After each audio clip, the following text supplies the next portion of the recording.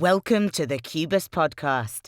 In each episode, we will be meeting the individuals who can give us real insight into the problems, solutions, and people in our technology industry. Hello and welcome to the next in the Kubus podcast series. I'm Andrew Humphrey, the Chief Operating Officer here.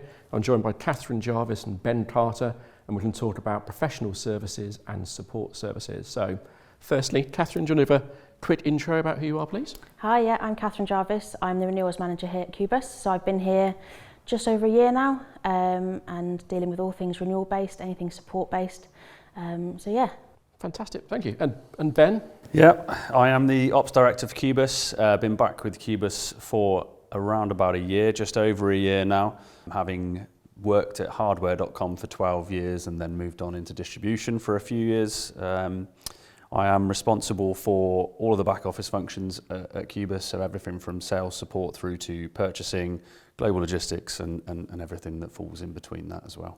Fantastic. Let's not talk about your sabbatical that you took for those couple of years there anyway. And so for context, I'm about 4.5 years now in Kubus.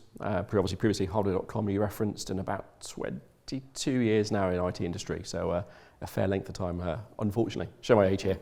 Right, so Katherine, really interested to know a bit more about support services and what we offer clients. So firstly, why is support so important to our customers, please? Yeah, so you wouldn't spend a lot of your own money if you bought a house or if you bought a car. You wouldn't spend all that money and not insure it.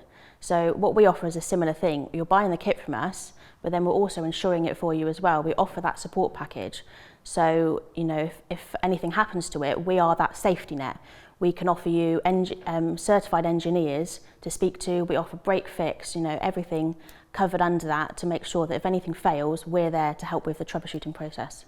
Fantastic. So thank you for that. So just want to tell a little bit deeper if possible as well. What sort of support do we actually offer our clients? Like an example or two, it'd be really useful to put some more context behind that, please. Sure, yeah. So we offer Kubus break fix support and software support as well. So we tend to offer the Kubus, we deal with a level 1 support, but sometimes we'll get involved in the level 2 support as well. We also have direct vendor access as well, so we can go direct to the vendor and get all the resources that we need. Okay, cool. And then just thinking about a typical client of ours, they may have, it could be some Cisco, some Dell, some HP, some Juniper, whatever vendor it may be, multi-vendor. Does that matter? Absolutely not, no. So we can, whether they've already got this kit with other suppliers or they've got some of it with us and it's all across different vendors, we can come in and offer a holistic approach and have a look at all of their kit and even if they've got some that's already supported with other suppliers, we can absolutely take that over at the renewal term. And we can offer multi-vendor support contracts, whether that be Cisco and Juniper, HP and Dell, or anything in between. And we can then offer out one unified agreement to our customers. And it just makes it a lot easier to look at. You've got this one agreement document rather than having everything for different vendors. Fantastic. So I was about to ask you, what's the tangible benefit, or what can we actually offer them if you paraphrase 3 or 4 absolute key things we offer a client in those sort of environments. What can you just summarise for me at the end there? Yeah, absolutely. So, the main thing being is that they have this one unified approach. Everything is done for them in this one document, so they can see it all together. And whether that, we're obviously going out to all the different vendors ourselves, but we can unify it all into our customer and give it out to them in one approach. It also means that they can raise cases still with our in-house technical team, certified engineers, and they don't have to go to different teams for all these different vendors. We've got one team that deals with everything, and it just makes it a lot easier for our customers. I think it's also worth pointing out on that as well that we have we support a large number of devices across our customer base, and it doesn't have to be a large single contract Absolutely. with 50, 60, 150, 2,000 devices on. It can be 1s and 2s. We've got a mixture of that blend across our customer base as well. Yeah, and currently we're supporting just over 20,000 assets in total across all of our customers. So we can be really diverse in the amount of assets that we can look after. Like Ben said, we can do anything from 1 up to thousands. Fantastic, brilliant. Thank you for that. So I'm really keen to try and expand other services we offer over and above the support services. So I'm going to flip across to Ben now as well and say that we obviously got a massive portfolio of services. Are there any underlying trends and challenges you're seeing industry-wide which is impacting supply and demand from our side? So my background's logistics. That's what I've done for a long time. So the last 3 or 4 years has been challenging, to say the least. You can cover off COVID, Brexit, global chip shortage, and then obviously more recently the conflict in Ukraine causing major constraints on natural resources. And all of that's obviously had a huge impact on supply chains. So lead times have been increased hugely. It's gone from 5 or 6 years ago you could get pretty much anything you wanted within a few weeks. I think at its peak, a lot of our vendors were pushing lead times for kit out to around about a year. So what's the cause? I mean, what's the impact to our customer of that? The buying behaviours we've seen change, I think, over the last 3 or 4 years. A lot of customers used to buy single device just in time, buy it as and when required. But that's certainly changed a lot more to what I like to call project and solution buying. So customers now will be looking forward 12 months rather than looking, really short time frames. And they're buying from us in bulk for projects that may roll out across a larger period of time. We've got 2 or 3 customers currently who do store all of that kit that they bought from us. They store it with us because they don't want it at their site. They have those space constraints that that doesn't impact us. We've got our own sites to be able to store this. And then they're calling off devices as and when required, which obviously then leads on to giving us the opportunity to sell more of our value add services, particularly in sort of the technical area. Brilliant. Well, sounds like a lot of stuff, to be fair there, really. So when you reference projects there as well, I mean, you're much closer than me to this, but I've seen a massive increase in project management requirements from our customers. So can you please drill into 1 or 2 examples and give us some details behind them, please? Yeah, so I mean, we're lucky in our business that we've got a wealth of technical knowledge that's underpinned by projects over many years. That's some good guys in our engineering team who have been doing this for a long time, mixed with some good guys in my operations team who really know their way to manage a project. But yeah, I mean, more recently we've had the last couple of years really we've been focused on a couple of large DC-based projects. One of them spans North America, Europe, and then touches on Asia and Africa as well. We're talking global DC consolidations for this customer in particular, and that's everything from managing the delivery of the kit through to resourcing of the engineering team, down to managing the time constraints around getting the goods pre-configured and to site within those tight time frames. But that's all managed by our operations team, and they're all project management trained. And then likewise, a second example, another customer of ours based in Europe has had a data center refresh done more recently. And that one's brought sort of slightly different challenges to the first one. For example, in the location they benefit from some sort of tax breaks, but we've had to work with local government in country to be able to put the right licenses in place in order for us to ship that correctly and get it cleared through customs.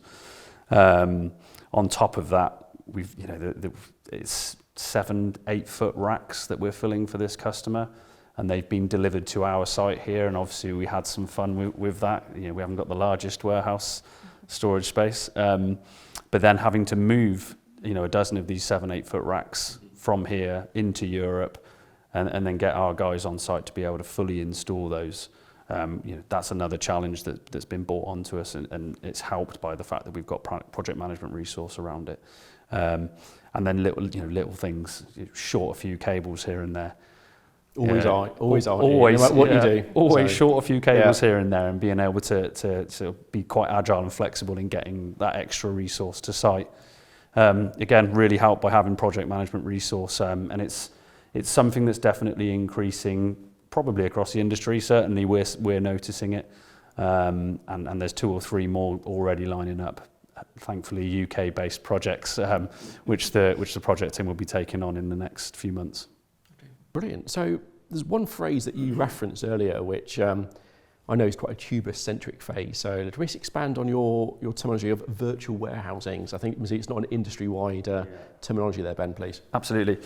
So from our perspective, and certainly from my perspective, virtual warehousing is holding inventory in stock of a customer's stock, and letting them have a view of what they've got without them actually physically having to have the space and run the basics like stock checking on the kit. Really beneficial, like I said, on the basis that lead times have been a huge issue across the industry for the last few years. It's hugely beneficial for our customers because they'll buy their kit in bulk from us, store it in our warehouse. We'll hold inventory of it. We can provide, basics like reporting and things on it weekly as and when required. We can allow them to come and audit it and stock check it themselves if they want to. And it just means that as and when they then require it to be shipped to site, again, it gives us that opportunity to be able to pre-configure the kit for them before it goes out the door, even something as basic as DOA testing before the kit goes out the door, and then deliver it direct to site without engineer if they require. And it just brings that extra value to the customer so that when it does arrive at site, they're not wasting time on that low-level activity and they've got a plug-and-play ready device. I could not do this podcast without one question thrown your way. Obviously, your background is all about logistics, you talked about here as well. Yeah. Dare I mention Brexit? So, lovely happened, 3 years ago now as well. Yeah. Surely that's massively impacted your logistics team. Can you just elaborate on the impacts you've seen from that and the changes, please? Yeah, absolutely. I think first of all, it's worth pointing out that actually, although I wasn't here, I dealt with it within distribution, and it feels like I dealt with it in a similar way to the guys who were here before. We are very lucky at Kubus to have an EU-based entity, right? That helps hugely with delivering into our customers within Europe. It means that they're not going to be impacted by export-import tax, because obviously we can move the goods into Europe for them, offer that similar virtual warehousing within our European site, and then have that kit delivered, zero rated, as long as all of the conditions are met. So it's worth pointing that out to begin with. But yeah, Brexit caused a lot of problems in the industry. Firstly, obviously, customs. You consider now shipping into Europe from the UK is like shipping to anywhere else in the world. Goods are going to have to go through a customs barrier, and that brings delays. Sometimes that delay might be 1 to 2 days. Sometimes it might be 3 to 5. Other times they might hold it for a couple of weeks. And obviously, we've had to experience everything in between across the last 6 to 9 months, depending on the projects that we've been working on. Second to that, obviously, the commodity that we trade in they're controlled goods. So we've had licenses in place for many years to enable us to export compliantly, and we are compliant as a business. And before, you could just move the goods around Europe with no real problems, but again, now we've had to obviously go and get those licenses put in place, and it just adds an extra layer to our sort of compliance checks moving forwards. It's like I said, it's something that the whole industry and the whole world has adapted to quite well, I think.